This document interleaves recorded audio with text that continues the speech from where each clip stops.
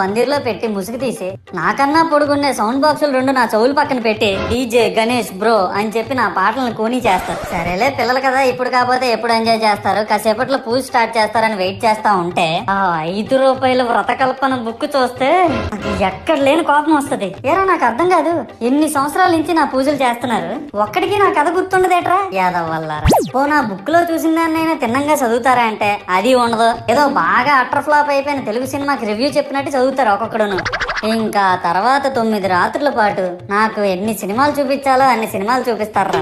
ఇందులో funny part ఏంటంటే నేను ఎన్ని బ్యాచ్లను చూస్తాను తెలుసా. ప్రతి వీధి పందిరి దగ్గరికి తిరుగుతూ నా విగ్రహాలకు రివ్యూ ఇచ్చే బ్యాచ్ ఒకటి, ప్రసాదాల కోసం ప్రతి పందిరి దగ్గరికి తిరిగే బ్యాచ్ ఇంకొకటి. ఇంకా దరిద్రం ఏంటంటే నాకు కొట్టిన కొబ్బరికాయలు ఏమైనా మిగిలిపోయేమో వాటిని తీసుకెళ్లి పచ్చడి చేసుకుందాం అనే బ్యాచ్ ఒకటి. ఇవన్నీ చూస్తూ 9 రాత్రులు గడిపాక సరేలే సాయంత్రం అనిపిస్తారులే అని కాలు మీద కాలు వేసుకొని కూర్చుంటే అప్పుడు మొదలవుతాదిరా